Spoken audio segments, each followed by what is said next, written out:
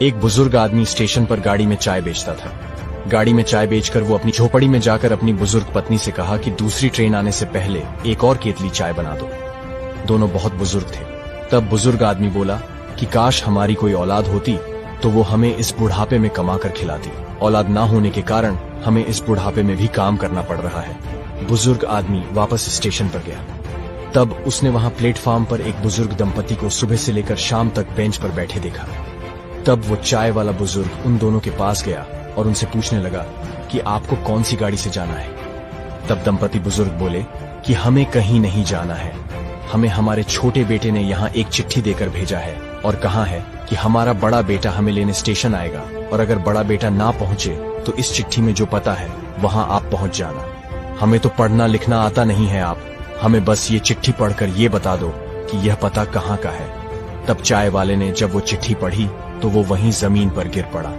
उस चिट्ठी में लिखा था कि ये मेरे माता पिता है, जो इस चिट्ठी को पढ़े वो इनको पास के किसी वृद्धाश्रम में छोड़ आए। तब चाय वाले बुजुर्ग आदमी को समझ में आ जाता है कि सुख या दुख औलाद से नहीं मिलता। सुख दुख तो अपने कर्मों के अनुसार मिलता है। ना कोई औलाद सुख देती है, ना कोई औलाद दुख देती है। अगर आपके कर्म अच्छे हैं तो आप अकेले बैठे भी खुश रह सकते हो, और अगर आपके कर्म बुरे हैं तो आप राजगद्दी पर बैठकर भी दुखी रहोगे।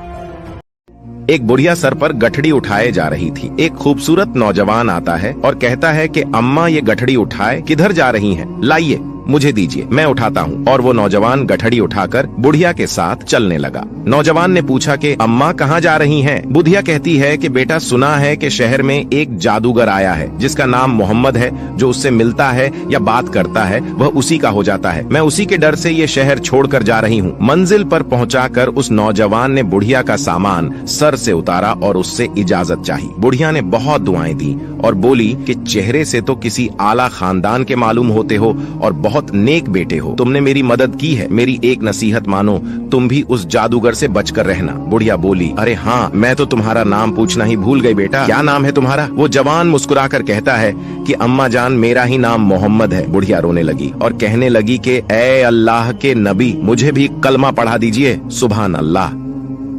देखो, जब बुरा समय हो तब कोई काम आएगा नहीं, और जब बुरा समय टल गया तो दुनिया ये डायलॉग बोलने के लिए आएगी, बताए क्यों नहीं। और जब बुरा समय आपके साथ अभी नहीं आया है तो ये कहने वाले वही दुनिया भर के लोग आएंगे, बताना कुछ होगा तो भाई है तुम्हारा। समझ गए? इसीलिए कभी भी दूसरों के कंधों पर भरोसा नहीं करना। कामयाबी खुद के कंधों पर खुद की मेहनत से आती है, दूसरों के बलबूते नहीं आती। बुद्ध कहते हैं कि बुद्धिमान व्यक्ति में ये 5 लक्षण पाए जाते हैं। अगर इनमें से आप में 3 भी है तो आप बुद्धिमान हैं। 1.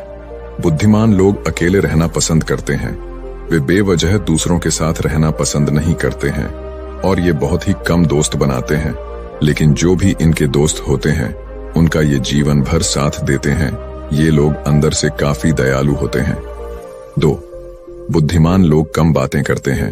वे घर वालों से भी कम बातें करते हैं क्योंकि उनका दिमाग हर वक्त किसी न किसी चीज पर चल रहा होता है, जिसकी वजह से वे सिर्फ जरूरत पड़ने पर ही बोलते हैं।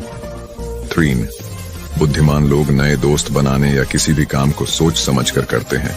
किसी दूसरे की सुनकर काम नहीं करते, बल्कि खुद अच्छी तरह से समझ लेने के बाद ही किसी काम की शुरुआत करते हैं।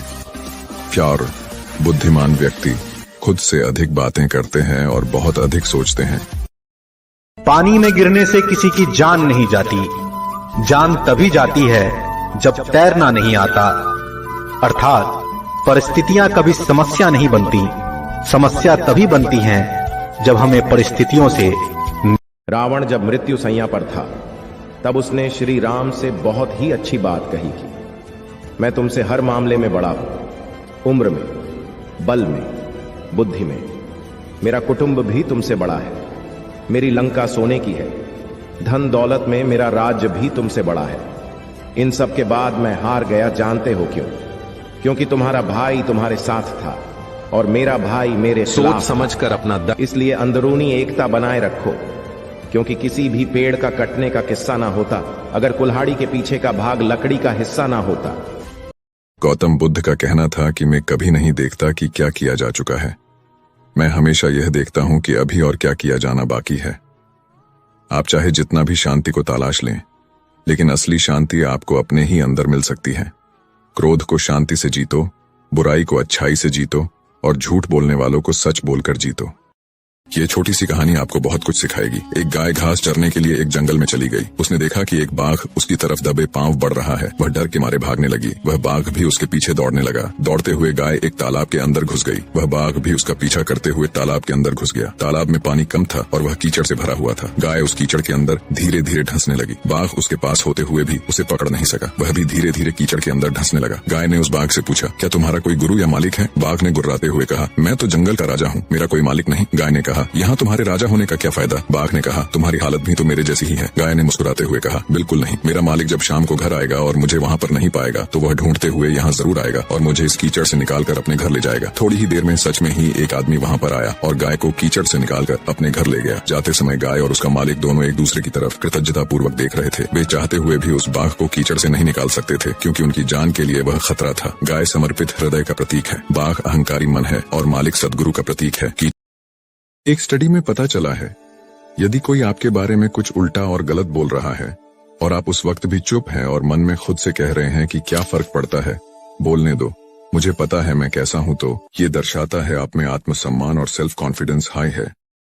दूसरी तरफ यदि कोई आपको कुछ बोलता है और आप उसे तुरंत रिप्लाई करने में या उससे लड़ने लग जाते हैं तो समझ जाना आप में आत्मसम्मान और सेल्फ कॉन्फिडेंस की कमी है। ऐसे लोग खुद को सिर्फ दूसरों को प्रूफ करने में लगे रहते हैं। बुद्धिमान लोग सफाई देने में अपना वक्त बर्बाद नहीं करते, वो हमेशा अपने काम और अपनी सक्सेस के जरिए जवाब देते हैं।